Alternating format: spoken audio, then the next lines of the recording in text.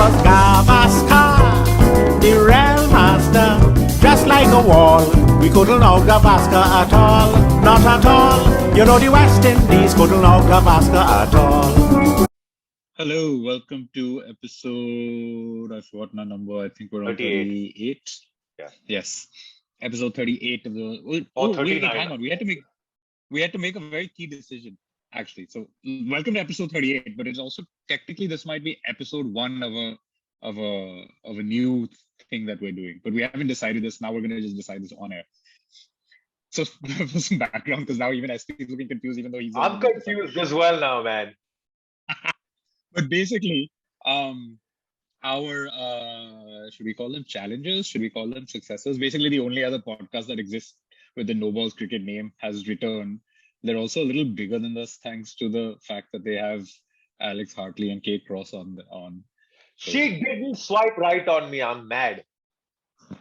Then are we? If you're mad, that means we're keeping the name, or are we changing the name?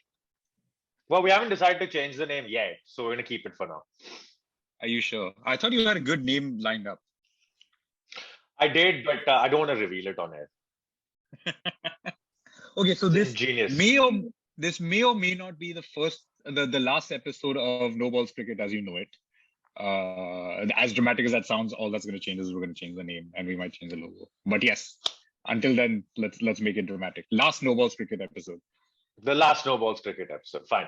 Well, last of two maybe, because we do have, this is supposed to be a double episode. Do we really want to change the name though? I'm not entirely certain. Anyway, we'll decide that in due course. So basically, we've spoken of. This is our usual. Okay, so welcome beginning. to episode 38 / episode one of the two. No, it's 38. It's not one. Okay. Um, That is Siddhant Pradhan, who is now officially a university cricketer. He's actually played university cricket games. We can give him that title. and that is Aditya Devrat, who is still a useless, disrespected journalist. I let you get away with this too often. Yeah, but I mean, unless something changes, then I don't know. Let's not Anyway. forget when you were confused about how to bat at 4, you came to me for advice. I didn't come to you for advice. I just moaned about batting at 4 to you. Well, were you moaning to anyone else about it? I don't think so. Who else is going It's to a completely different. Exactly. It's completely different. Anyway, moving on. I ended up batting at 7, and look what happened. Oh, you ran from the responsibilities there. No, I didn't. I watched us lose 6 for 8 from the other end. No, 5 for 8 for whatever. Sorry, 5 for 8 when I came out from the other end. Because you encountered yet more Englishmen who can't play spin. Yeah, I think it's a pandemic, at this point. Interesting choice of word to be using in the midst of an actual pandemic. Yeah, no shit. I wouldn't use it otherwise. But my favorite part was my number 10 walks out to bat, right? And the opposition has 4 Indians, 3 of which are bowling spin. Right? The wicketkeeper is Indian. I block a couple of balls and suddenly they decide to put a short leg in there and all the chatter in Hindi, short leg लगाए, short leg लगाए. Also मैं उसका sir उड़ाने वाला हूँ. तू अब देख ले.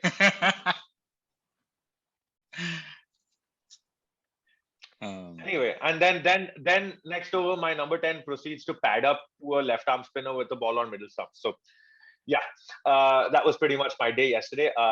It was a game we should have cruised and won, but this is how based only on that information, you could have I don't know, you could have been batting with Johnny Bairstow for all I know. Listen, if I was batting with Johnny Bairstow, that ball would have sailed out of the ground. It was more like I was batting with a cross between a right-handed Jimmy Anderson and Chris Martin. I don't know. I've seen Johnny Bairstow play left arm spin. He's pretty bad at it. You know who was the worst though? Kevin Peterson.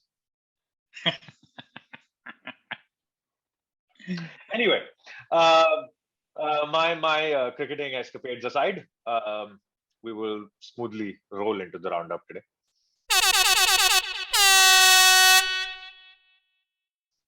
I think honestly, let's start with that. Your roundup, because obviously we saw some of it. You posted some of it on Instagram. So why don't you just give us the whole rundown of the scores and how many runs you scored, how many wickets you took? Right. If you really want an update on all of that, here's what happened. We were playing an inter-squad game, basically. So the Manchester University fourth team, A versus B. B won the toss, elected to bat first, racked up 150 in their allotted 13 overs. 30 overs, not 13. Beg pardon. Beg pardon. I think Isaac was the most successful bowler with, I think, two for 30. Listen, other people's names, I mean, you want to give them shout outs, cool, good for you. But I just want to know how many wickets you took. None for 29 from my 6. Sorry, how many for 29? What a twat. I'm not going to repeat that now. None for 29 from my 6. They made 150 for 5, I think, in their 30. And we were 100. Well, you've heard what happened. We were 115 for 5 when I walked out to bat. And I'm getting bowled out for 122. It was embarrassing. Wow, 7 runs for the last 5 wickets, huh? 5 wickets. It was crazy. I made 4 of them. So, I think there was 1 leg by and 2 wides. I mean, this is so you made the only runs of. I basically made the only runs after I walked out to bat. It was hilarious. So basically, you could claim that you've made somewhere between 50 to 100% of the runs while at the crease. That's actually fair. That's an outstanding. That's a Bradman-esque batting performance. Exactly. Literally, no one else scored a run. It was awful. And then when I was like waiting for this one ball to slog for 6, I get the perfect ball, right? I clocked it. I got it, and I was thinking, okay, I was hitting to the long boundary as well, so I didn't get it far enough. Well, I thought I got it far enough in front of square, away from the fielder, who was sort of a hybrid between a squarish mid wicket and a forward square leg, was somewhere in between that kind of area. Like, I mean, in the middle between square leg and mid wicket. I don't even know what to call it. He runs to his left about 40 yards and takes the catch. Anyway. Pretty much by that point, it was game over. I mean, I think if I had survived, we would have had a chance. But no promises with the ball turning as well. Who knew, man? Fucking turns in Manchester. What? Anyway, back to international cricket. We are here to celebrate my Sidstradamus's prediction about what would happen to Bangladesh. Oh, and believe it or not, they turned into England, not being able to play spin either. Can you imagine Bangladesh losing that many wickets to a left-arm spinner? And the best spinner in the world. Best spinner in county cricket. But, but no, it's county cricket for them is like the world. No matter how shit it is. That's true. Yeah. So best spinner in the world. His name is Simon Harmer. And he was not the one who took 7 for in each of those innings. That was Keshav Maharaj. This series was just so in each of these 2 matches, just for the stating the obvious, Bangladesh lost this test series 2-0 in South Africa.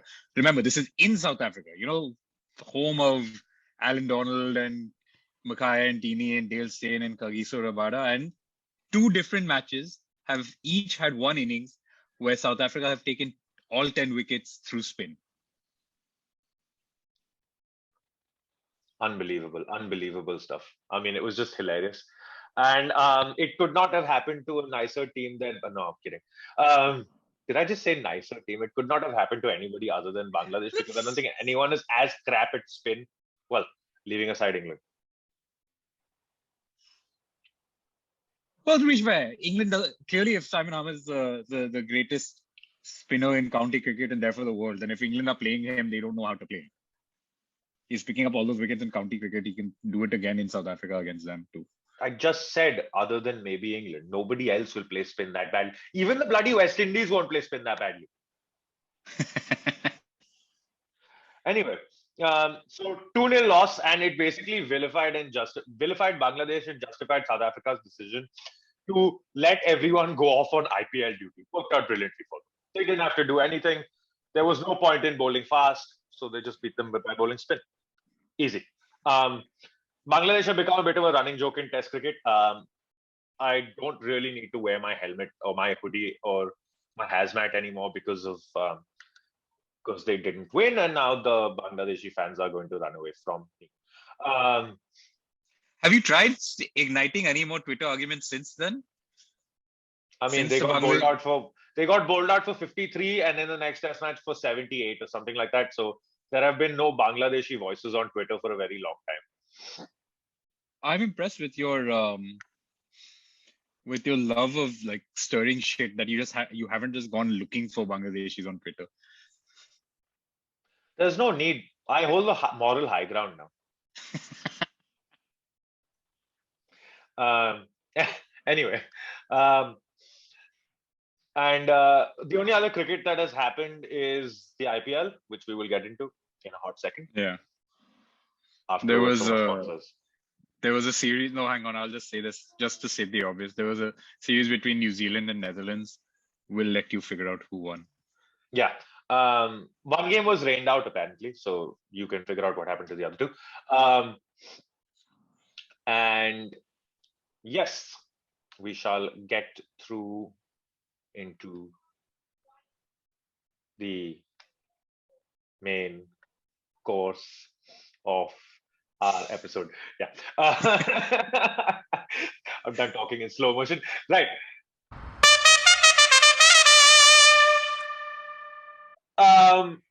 So two things to talk about now. We'll start, of course, with the IPL. We're almost, what are we, halfway through? But I'm not quite sure how many games this IPL has with the 10 teams. Let's not waste time. This is what's happened so far. Rajasthan Royals and Gujarat Titans, top of the table, along with RCB, all three on the same number of points. Gujarat Titans playing tomorrow, have a game in hand, captained by bloody Hardik Pandya. What on earth is going on in this tournament? Oh, and just in case somebody has not been watching, Mumbai Indians, bottom of the table, no wins from 7. Yep, no, 7 played, 7 lost. Chennai nearly as bad. 7 played, 5 lost. One of their 2 wins came against Mumbai, as it were. Came thanks to a vintage Dhoni game, a vintage Dhoni knock against one of his favorite bowlers. Oh, Unadkat. Of course. Oh, but Armageddon has basically happened at the IPL. Do you know what's happened? Do you know what Armageddon looks like?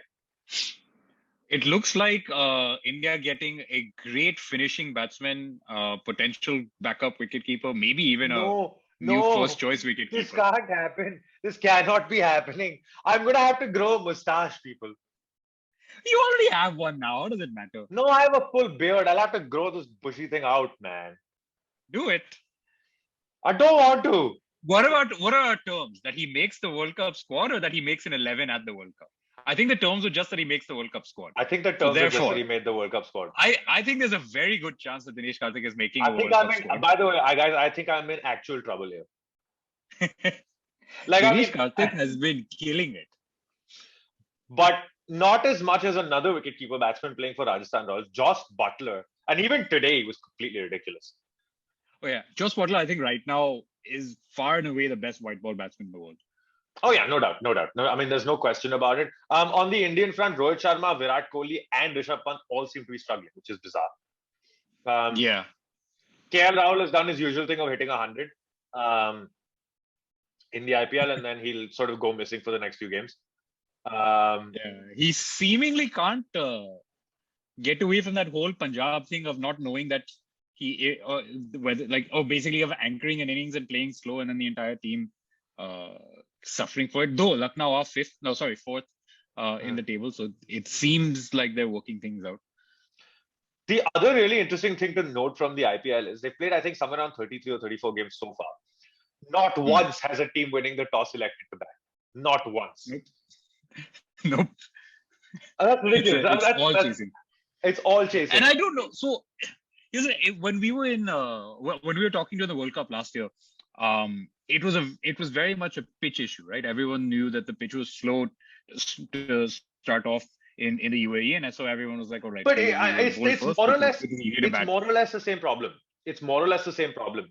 It's I funny, don't however. know if it's the pitch issue anymore in India. I think it's No, just this is Bombay. people preferring to chase. No. It's not. And this is a very specific Bombay-centric thing where almost all of the IPL is all the IPL is on the west. Well, the league stage at least is all on the west coast. In 3 grounds in Mumbai or around Mumbai, and then the one in Pune. The problem is that the only exception to this whole due thing would be the one in Pune, but because well, theoretically that would be worse. It should be worse because the temperature differential is more. But the grounds in Bombay have a hell of a lot of dew. The other thing is that as the night goes on, the pitches do tend to quicken up. So people want to field first, basically for that. It's specific to Bombay. I mean, I've seen this happen over all the cricket I've played, especially when we had the finals under lights at DI. You could see this happen all the time. So it's no surprise. And I remember think it's just easier to chase now. Not easier in that. I mean, obviously the conditions you're talking about make a difference, but I also think it's easier to keep the pressure on bowlers because there's literally no target that's unchaseable at this point. You know, today Rajasthan put up 222 or whatever it was thanks to Butler's century. Delhi were in the game throughout until the last 2 overs. So I think it's just become a case of knowing that you have a set target to aim for and then being able to plan your innings accordingly. Helps the batting side a lot and inherently puts a lot of pressure on the bowling side. And I think just based on strategy, that way people would prefer chasing to batting first. So, I mean, okay, I'm not entirely certain about the strategy thing because I think you can win games batting first as well. It's not. I mean, people have won games batting first so far. Everyone's chosen to bat second, but people have won batting first. Exactly. No, I think the thing is that there's 2 things that you get with pitches on the west coast of India, very specific to it. You get very good batting surfaces and you get lots of bounce, and it allows batsmen to play their shots. So you get higher scores. What that allows you to do is it allows you to go harder. The problem, I think where the strategic aspect of the chasing thing comes in is the dew. I think that's the strategic thing. I don't think it has as much to do with knowing what you're chasing. I just think it's the dew. I think, knowing what you're chasing is part of it. The dew is part of it. I think it's just a case of, it's harder to, like, even in the first innings, most teams are trying to go hard and, it's paying off a few times. I think it's just a case of, it's just that I think every team kind of backs its middle to late order batters to be able to come in and start hitting regardless. I mean, the dew has some part to play in it. The bounciness and the pace of the pitches has some part to play in it. But I think the point is that I don't think there really is an entirely 100% safe total unless we start getting to like 250 or something. And therefore, it's just like no one minds the pressure of a big chase anymore because it's like, we go hard. We have enough things going for us. On the team fronts, Rajasthan have looked very solid. Josh Butler obviously has been in great form. And they've got Chahal, who's been somehow not managed to bring any shit from his time at RCB. He's shed the shackles of being in a shit team. Yeah, that's true actually. But I think from this table, what you can see is the teams that have had very good auctions have done fairly well. Mumbai had an absolutely terrible auction strategy, and it shows the bottom. But the other thing that you have to, I think, sort of feed into it at this point specifically, is that you're seeing that the teams that got cannibalized the most are playing pretty poorly. You look at a team like Delhi, who's lost Rabada. You look at and Shreyas Iyer, for example. You're looking at Mumbai. Well, Delhi didn't have Shreyas Iyer last season for most of it because he was injured, and they still made the final. No. Well, fair enough. But then you're seeing, they had Rabada, they had Anrich Nokia. He was playing most of the games as well. But you're also looking at Mumbai Indians are the ones I think that have been cannibalized the most by this whole auction thing, because they've lost Quinton de Kock, they've lost both the Pandya brothers. They managed to retain Ishan Kishan, and there was a fantastic. Well, they got him back at the auction. They basically chose to retain Bumrah, Rohit, and Suryakumar Yadav, which means they had to get rid of, or they had to go after Kishan in the auction instead of, and that kind of screwed the auction strategy because they went hard to get him. But for everybody, you can see what kind of a star this Dewald Brevis is. I mean, he looks an unbelievable cricketer. Well, that's one thing, I guess, in the entire, what we're saying, the entire tournament, by expanding to 10 teams, Jared Kimber had a good article about how by doing so, you're by default kind of diluting the quality in a way, because you've got more and more slightly less experienced and less heralded players, and that kind of brings the overall quality down. But what it also does is give chances to players like this to show their mettle. It's like Brevis is one. You've seen a lot of young Indians start coming up. Mumbai have another Tilak Verma who's been playing really well. Ayush Badoni for Lucknow, I think.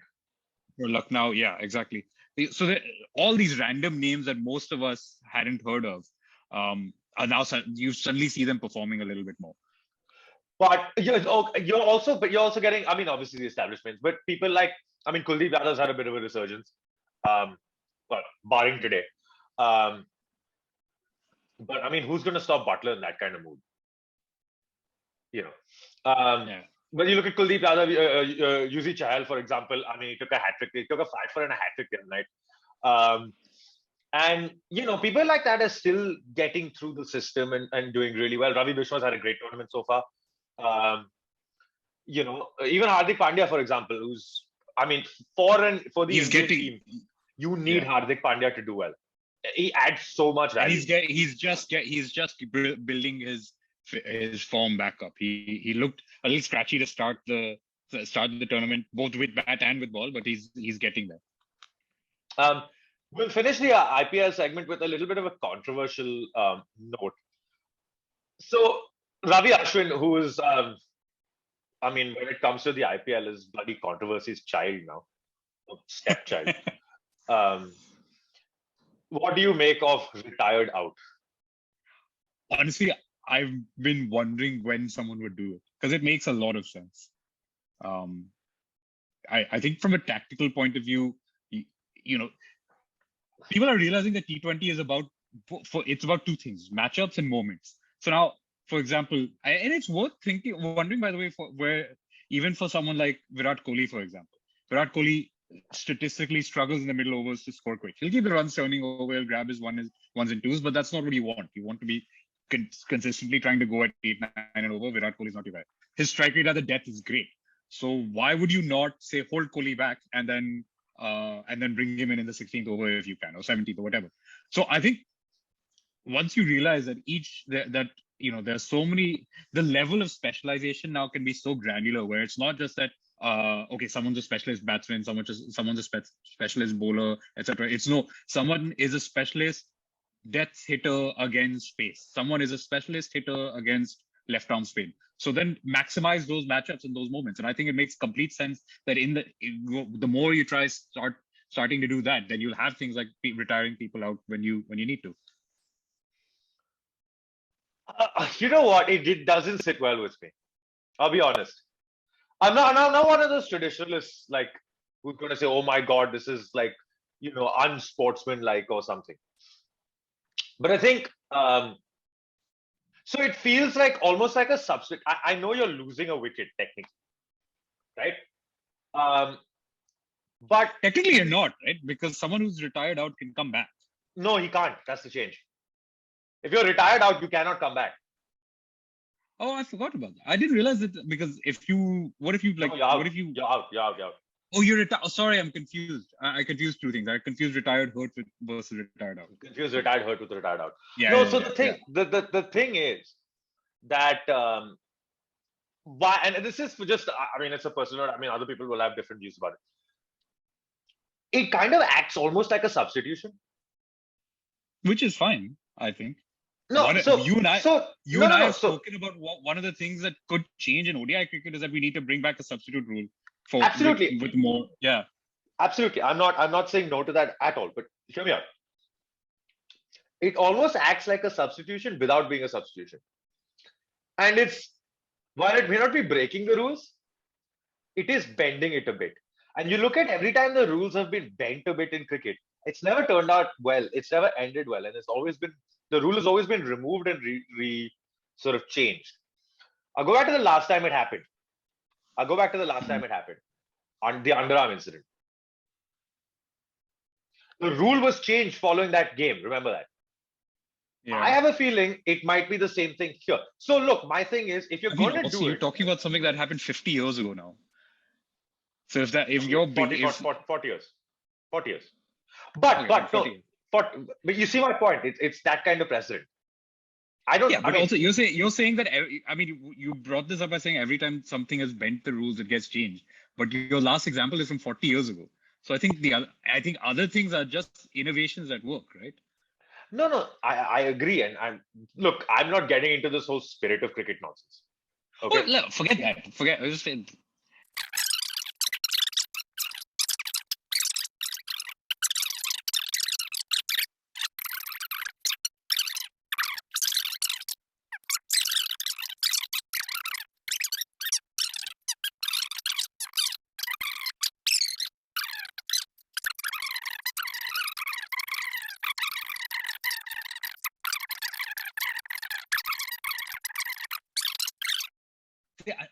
I think the problem with your argument is that you don't want to say it's about the spirit of the game because that's a shit argument, but you're saying it's against the spirit of the game. Slightly yes, but it's something that anyways is something that wouldn't have happened had it not been for Ravi Ashwin being Ravi Ashwin. I don't know anybody else would have. No, the point is, it's not like Ravi Ashwin freelance decided this on his own. Ashwin instead the entire team planned this. Yeah, I know. This is a romance to Shane one because I think this is the sort of tactical innovation you would have liked. What do you know? I'm not sure you go this far. I think Shane one was probably the person who would try the most. I'm just saying that inbuilt jeopardy it takes away a little bit that the bowling team has, which anyway is frankly nothing.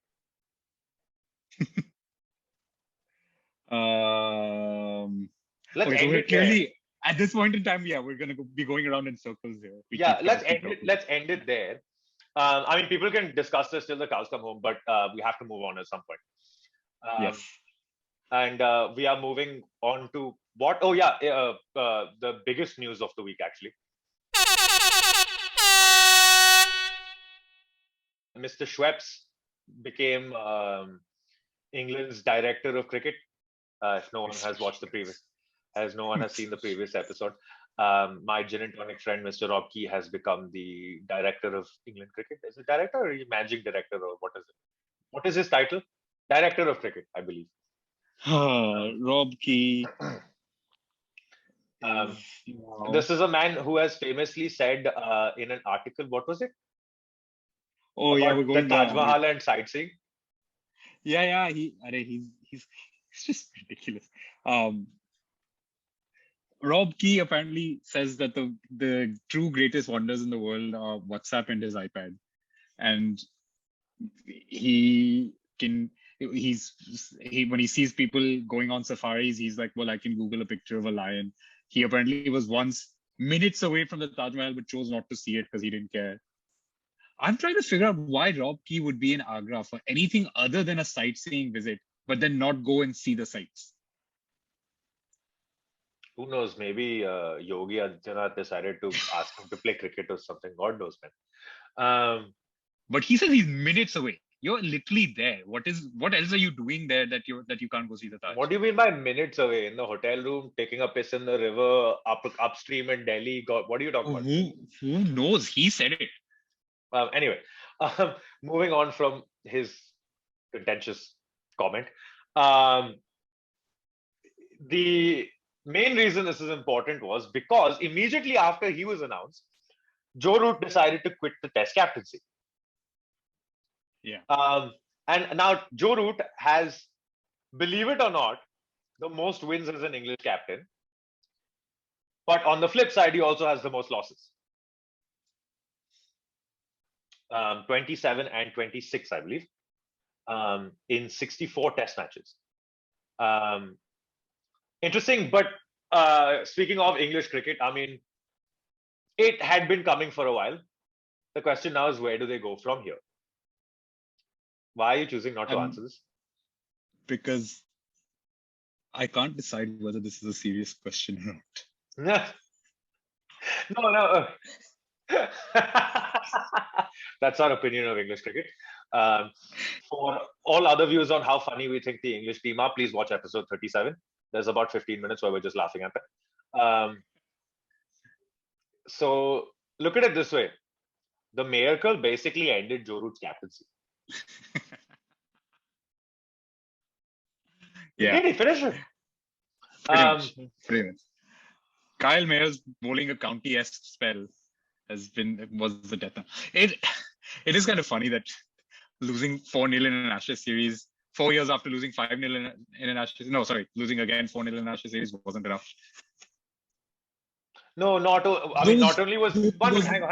Was Cook captain the last Ashes tour? He might have been. In 2017, no, 17, 18. I think it might have been Cook still. It may have been Cook. Yeah, it was. No, it was probably still Cook. I'm not sure. Anyway, point being, it's not just the Ashes.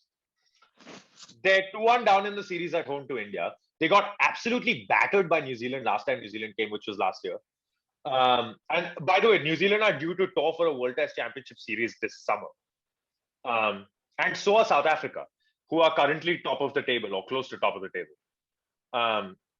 So England have no, I mean, the summer is going to be hell because there is no escape. These are two good teams, two very good teams. There's no escape for them. I mean, where literally now, if you're going to get serious, where do they go from here? Ben Stokes seems to be the only candidate. If you pick Stuart Broad, you go maybe 2 years back in development of the rest of your fast bowlers.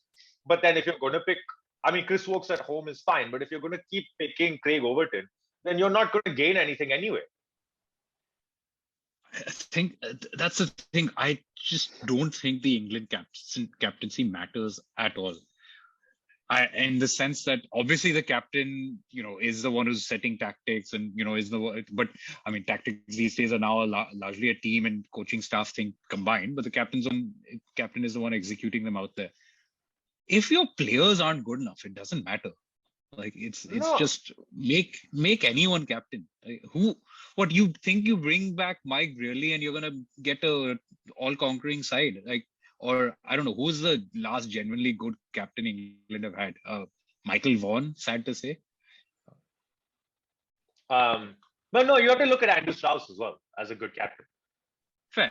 Andrew Strauss, yeah. He did take them to number one in the test side. He won an Ashes series in Australia, which is... And you have to remember that that's basically a team that he's built. And yet you and I whenever we talk about England cricket, we say that it's systemic. It's like the county championship has all these issues thanks to which they're never going to produce consistently good players. But they did at one point have, we're talking if you count 2005 Ashes on to about 2014 when which is when they beat us 4-0 or 5-0, it was 4-0 in England. So that's a good 9-year period where they were really good test team. It's not like, it wasn't dominant, but in the middle of that, they also had an Ashes whitewash, but they had the Ashes tour win. They had another Ashes home series win. They had a win in India. And they had a win in India. They still remain. I think since 2000, when we lost to South Africa, we've only lost 2 series at home. One was against Australia in 2004, and the only other one India have lost at home was against England. Yeah. So at least that from 2010 to 2014-ish, that's a time where they had a lot of good players at the same time. So are we saying that any time they've had good players, test quality players, it's been a miracle that they somehow stumbled upon one randomly lucky 4 to 5 year period where county cricket produced good test cricketers in spite of itself? Is that what happened? And that otherwise county cricket is just generally not going to produce test class cricketers? No, so there's two problems. First and foremost, if you look at county scorecards from back in those days, there's a lot more high scoring, and I mean a lot more high scoring. But the point is, if you come in on a green seamer or you make 60 and that's going to be the highest score of the game, what's the point? Because you can literally thrash your way to 50, right? You have to score 200, you have to actually bat. And simply put, every time Joe Root in the last year or two has made a big score, England haven't lost a game. So it's a straight correlation to the level, the pitches. They've lost games even when he scored. Yeah, I know, but if he makes a double century, they don't lose. Yeah, but that's not a winning strategy. That you need one batsman to score double hundreds to win. He's not going to score 200 every match. I'm not saying that, but I'm saying that if you have 4 or 5 batsmen that are ready to do it or are prepared from county level up, there's a much better chance that when the test match comes around, they are going to make those many runs. I'm not saying. No, I agree with you. My point is, what has changed? What is different now compared to that period from, say, 2011 to 2013-ish? 2013 winter, they went down to Australia and got thrashed again. But that 3-4 year period to come, and then what's followed afterwards? What's changed? First and foremost is the level of player that's come through. And simply put, the batsmen aren't good enough anymore, simply because when you play in county cricket, you encounter early April or mid-April seamers, like we were on one the other day. Had the weather been a little bit cloudier, and that ball would have been hooping around corners. We had the sun out and it didn't do much and started spinning. But if you come across that kind of surface, and that was at an outground in Manchester. I mean, if you're on a quick bouncy wicket like Old Trafford with a bit of damp and a bit of green, the ball's going to do all sorts. And I don't care how good your technique is. If you have a dibbly-dobbly Darren Stevens kind of seamer bowling in cloudy conditions on those pitches, you're not making runs. There will be a guarantee with one ball with your name on it. If you prepare good wickets, however, with no grass, little bit drier, allow the batsman to score runs, they will make more runs.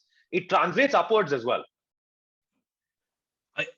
So I agree with you. My question is just, so are we saying that the history of, let's say, the last 20 to 30 years of English cricket is that you had all of the 90s of bad county pitches, most of the 90s. You had most of the 2000s with bad county pitches. Then you had 5 to 6. No. Conversely, the 2000s had very good county pitches. And that's why you got those players. Now, the players that played in the 2005 Ashes series were very good cricketers. Make no mistake about it. They basically lost. They went to Pakistan and I believe won a series soon after that Ashes series. Then they also went to Australia and got whitewashed. But I mean, anybody that, first of all, that Australian team, let's not count that Australian tour because they were missing a lot of people through injury or mental illness. And that was that Australian team, simply put.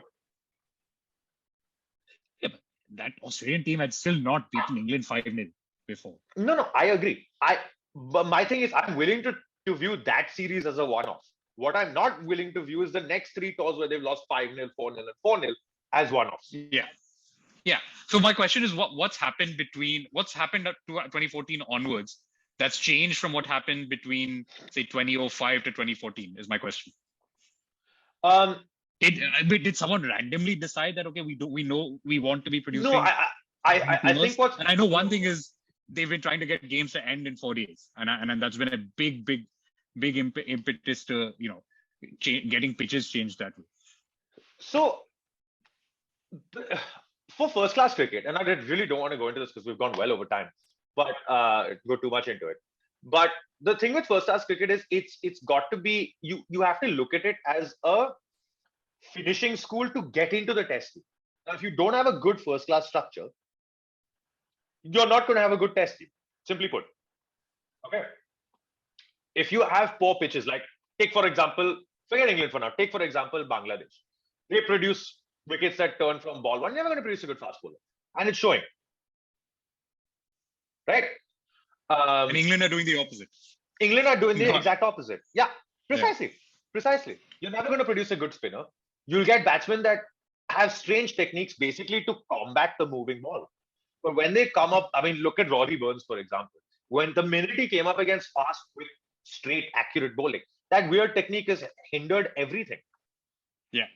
And the best part about that is that Rory Burns remains probably the best post-Alistair Cook opener England have had. It just goes to show, right?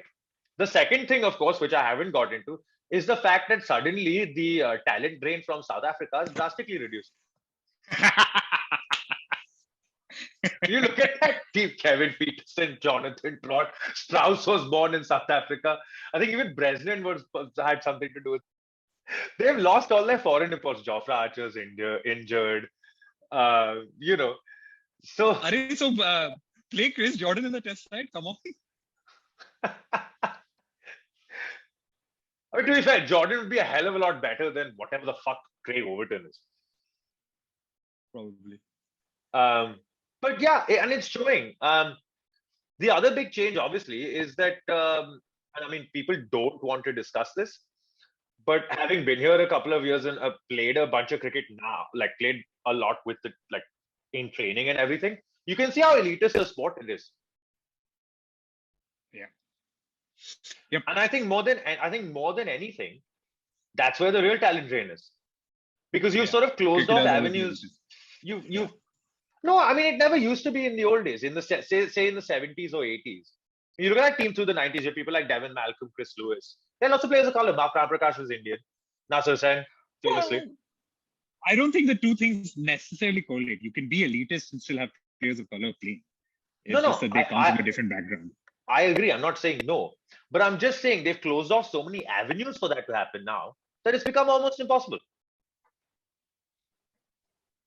Yeah, no, I think that argument about cricket being too elitist in England has been one that's persisted for a long time. I mean, it's no surprise. I'm not surprised yet. Yeah, and we've there's been a lot about English cricket culture in that sense that's been spoken about.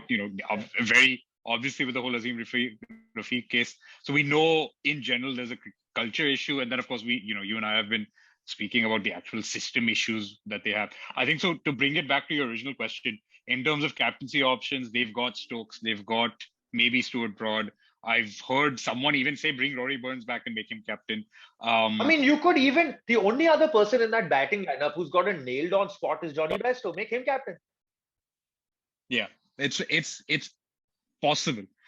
I just don't think it's going to matter. I also honestly hope that it's not Stokes, because Stokes has this one thing. He has that whole like personal responsibility wala feeling where it's like, he over bowls himself even when he's not captain. He effectively, when he shouldn't be bowling, goes to Joe Root and says, "Give me the ball, I'll bowl," and he gets injured himself. Now he's probably going to do it even more if he is captain.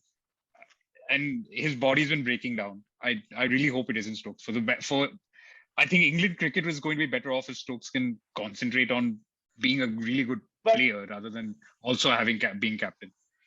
My problem is I don't really think they have a choice here. Yeah, I'm just thinking. I mean, the only other there is no one other who's nailed on. You've got. It's like, what are you going to make Ollie Pope or Dan Lawrence captain? Like, I can't see that. I mean, neither of them are certainties in the team either. So you're essentially left with Ben Stokes, Stuart Broad, or Johnny Bairstow. Yeah, I can't. But the thing is, Johnny Bairstow's not exactly been a consistent Test batsman himself. But that's the whole problem.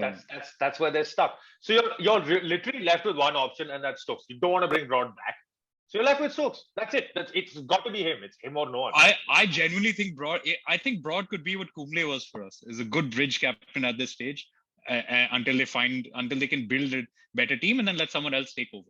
Yeah, but the problem they have is that who's going to be next? Which is something they have to figure out. Because you looked at, if you're going to make the comparison to Kumble, we had Dhoni in waiting.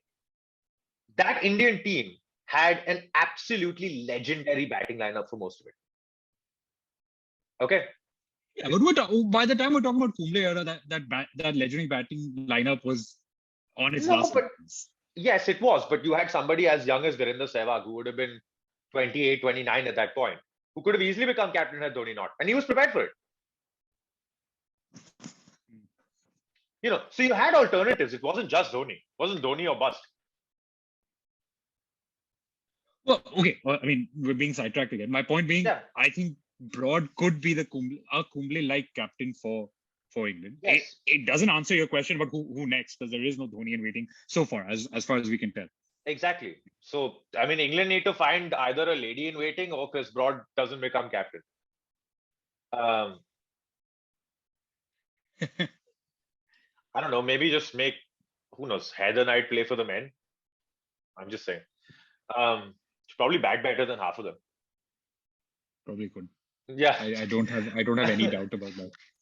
Anyway, that's all we have on England. I think we should quietly move on. We'll move on. We will, because we have a very short little thing to do now.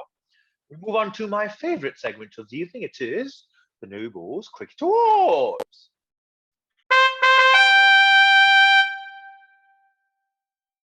I'm going to look this up. Hang on. Oh, yeah. Siraj got Uthappa in again. Off a no ball. Okay, so Mohammad Siraj So wins our No Balls Award. But yes, this is just the appetizer to what you actually want to Yeah, talk I about. know. Obviously. So we have given a No Balls Cricket Award for stupidity before. I can't remember to who, but we have given it before. So this is a same award, different person. This is a man named Jacob Rees-Mogg. Basically decided to compare Boris Johnson against the being questioned by the Metropolitan Police about Partygate to DRS. Do you want to explain what Partygate is? Since we might be talking to people who don't know what it is. Okay, I'm pretty sure most of our listeners have. Anyway, if you don't know what some Partygate knowledge is, of it. basically Google Boris Johnson was caught during lockdown having big parties at his house. Oh, not at Downing Street. Yeah. At Downing Street with a bunch of with a top bunch Conservative of Party members. top Conservative Party members, of which Jacob Rees-Mogg is one. Yes. But here's the beauty of this situation. He has compared Boris Johnson, who's completely in the wrong, to DRS. Now, have a look. I think you misunderstand what's happened.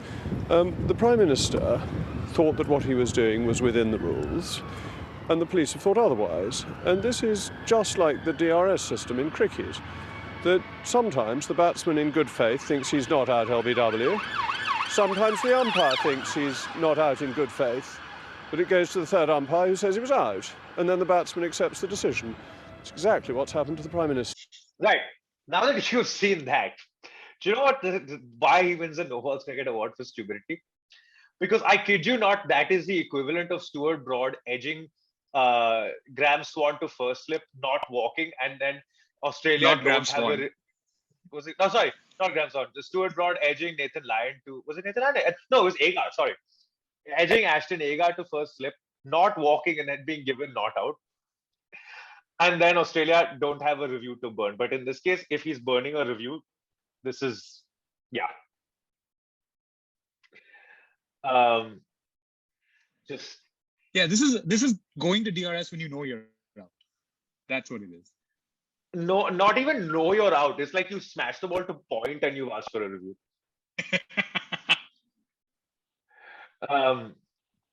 Anyway. So yeah, Mr. Jacob Rees-Mogg, you win the No Balls Cricket Award for stupidity. Please take it and never reappear on my podcast again. And on that slightly sour, very annoying note, it is time to end. Thank you all very much for watching. Thank you everyone for listening to us hate on England one last time. Wait, no, I say one more time. One last is never going to happen. This is not going to be the last, so one more time. Yes. And yes, we shall see you on the next one. Good night. If you're watching on YouTube, please remember to like, share and subscribe, and hit the bell icon to remain notified of all our upcoming videos. And if you're listening to us on any of these audio platforms, we're available on Anchor, Spotify, Apple Podcasts, Podcast Addict, and Pocket Casts as well.